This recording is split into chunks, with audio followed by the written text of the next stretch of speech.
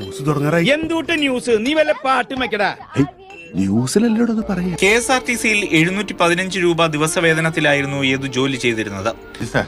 എന്റെ ഗതിയോ ഇങ്ങനെയായി. ഇനിയിപ്പോ നിന്റെയൊക്കെ ഗതി എന്താവുന്നു എങ്ങനെയാവുന്നു ആർക്കറിയാം.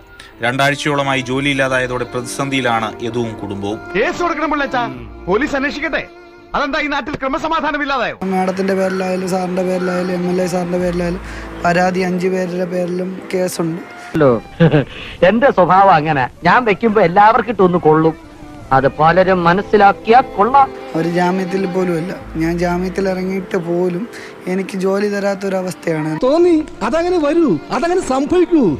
അവർക്ക് പൈസ കിട്ടുന്നുണ്ട്, അവർക്ക് ശമ്പളം നല്ല പൈസകളൊക്കെ കിട്ടുന്നുണ്ട്. എന്നെ സഹായിക്കാനായാലും സഹായിക്കണമെന്നല്ല, എനിക്ക് ജോലി ചെയ്യാനുള്ള ഒരു അനുമതി കിട്ടിയാലും മതി. നിങ്ങളോടൊക്കെ എന്ത് പാവം ചെയ്തു? ബുദ്ധനാണ് സത്യം. ഞാൻ ആ വ്യാധി തലതല്ലി ചാവും.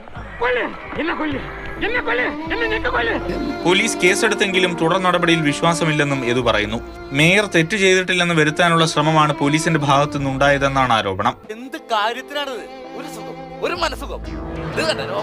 പോലീസ് അന്ന് എന്നെ കൊണ്ടുപോയി മൊഴിയെടുക്കുകയല്ല ചെയ്തത്. അവർ ചെയ്ത പച്ചയായിട്ട് ചെയ്തതെന്ന് വെച്ചാൽ ചോദ്യം ചെയ്യില്ലായിരുന്നു. എനിക്ക് കോടതിയിലെ വിശ്വാസമുള്ളൂ, പോലീസുകാരെ എനിക്ക് വിശ്വാസമില്ല. എന്തെന്ന് വെച്ചാൽ അവർക്കൊന്നും ചെയ്യാൻ പറ്റില്ല. അവർ ഇതിന്റെ കീഴിലായതുകൊണ്ട് അവർക്കൊന്നും ചെയ്യാൻ പറ്റൂല.